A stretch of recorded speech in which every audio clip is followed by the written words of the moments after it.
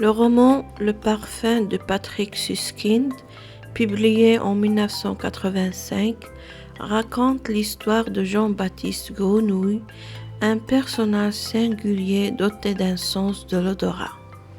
L'histoire se déroule au XVIIIe siècle en France. Jean-Baptiste Grenouille naît dans des conditions misérables et est abandonné par sa mère peu après sa naissance. Lorsqu'il vient au monde dans une rue de Paris en 1738, sa mère, une poissonnière sans amour ni affection, le rejette sans même lui jeter un regard. Cet abandon initial marque le début de la vie solitaire et difficile de Grenouille. D'après coup, Grenouille est confié à une nourrice qui s'occupe de lui pendant un certain temps. Cependant, il est rejeté par cette nourrice car il n'a pas d'odeur corporelle, ce qui la perturbe profondément. Cet abandon affirme le début de la vie isolée et marginalisée de Grenouille. Ensuite, Grenouille est confiée à un orphelinat à Paris dont Madame Gaillard est la propriétaire. Toutefois, son manque d'odeur corporelle et son apparence étrange suscitent le rejet et le mépris des autres enfants. Il est donc souvent isolé et négligé par le personnel de l'orphelinat. Grenouille grandit dans un environnement froid et impitoyable, privé de tout amour et de toute affection. À l'âge de 18 ans, Madame Gaillard décide de vendre Grenouille à un tanneur nommé Grimal qui travaille dans l'industrie de cuir. Cependant, Grimal décide de revendre Grenouille qui est désormais racheté par un parfumeur nommé Giuseppe Baldini. Celui-ci reconnaît son talent exceptionnel pour la création des parfums. En effet, doué d'un sens développé de l'odorat, il reconnaît, s'oriente, juge à l'odeur. Mieux que cela, il en compose. À présent, Grenouille devient apprenti chez le maître parfumeur à l'âge de 15 ans. Baldini possède une petite boutique de parfumerie à Paris, située dans un quartier populaire. Il travaille dans l'arrière-boutique de Baldini, où il effectue diverses tâches liées à la préparation des parfums. Il apprend les techniques de base de la distillation, de la macération et de la composition des fragrances. Baldini lui enseigne les rudiments du métier et lui donne des instructions précises pour reproduire les parfums existants. Cependant, pendant cette période, Grenouille commence à remettre en question les méthodes traditionnelles et à chercher des moyens d'explorer des odeurs plus intenses et uniques. Du coup, il entreprend un voyage à travers la France pour poursuivre sa quête de parfums et d'odeurs exceptionnelles. Ce voyage est essentiellement motivé par son obsession pour la création du parfum ultime.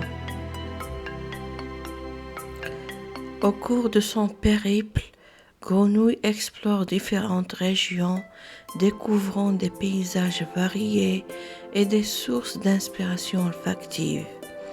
Il traverse des villes, des villages, des champs, des montagnes et des rivières, cherchant des ingrédients et des odeurs uniques qui pourraient enrichir ses compositions. Il fait également des rencontres avec différentes personnes dont certaines l'influencent ou l'aident dans sa quête.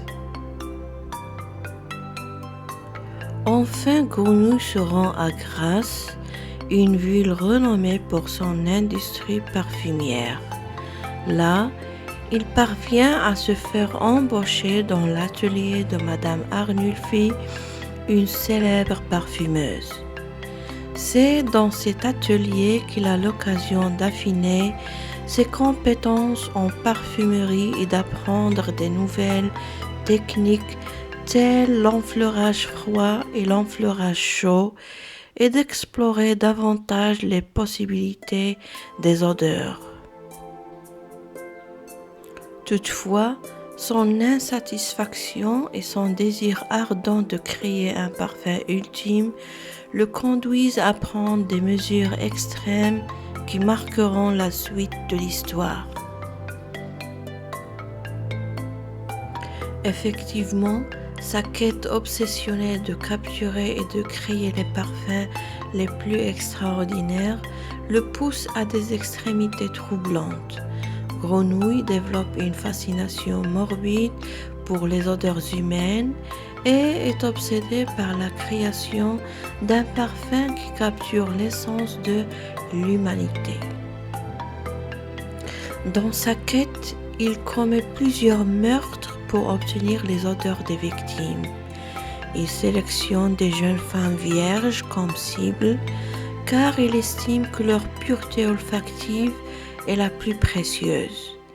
Grenouille tue ses victimes avec une précision méthodique, puis utilise des techniques de distillation et d'extraction pour capturer et préserver leurs odeurs. Il devient ainsi un tueur en série, commettant des actes macabres pour atteindre son objectif de créer le parfum ultime pour atteindre la perfection à tout prix. Après les crimes commis par Jean-Baptiste Grenouille, les autorités se lancent dans une recherche intensive du criminel.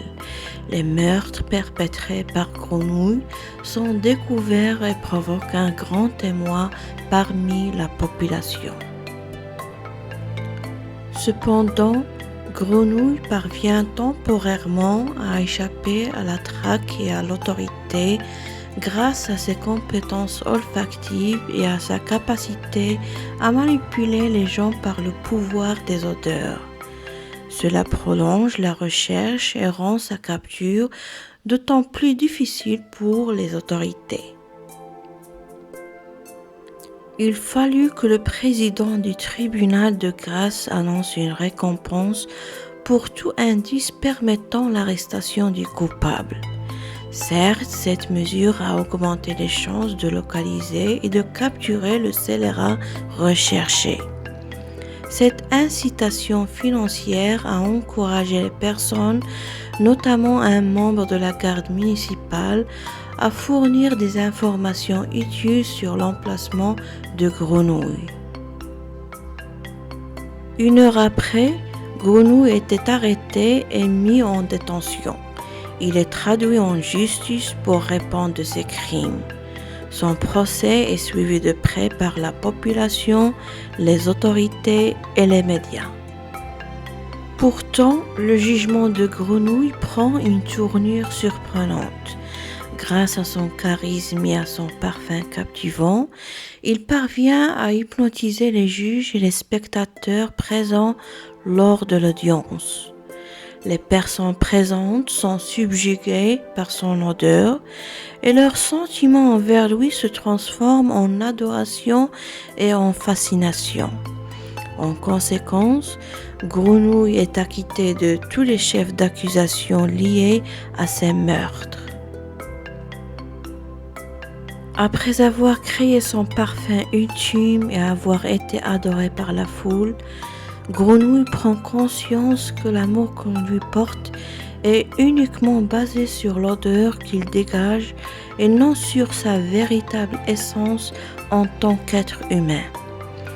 Il ressent un profond désespoir face à cette réalité et prend parti de se rendre à Paris pour accomplir son dernier acte.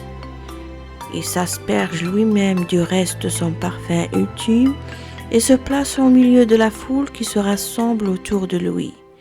Fascinée par cette odeur enchanteresse, la foule se jette sur Grenouille, le touchant, le caressant et même le dévorant jusqu'à la mort.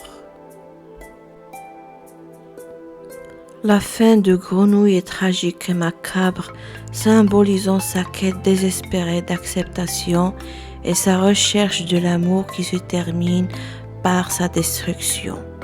C'est une fin marquante et dérangeante qui souligne les thèmes sombres explorés tout au long du roman.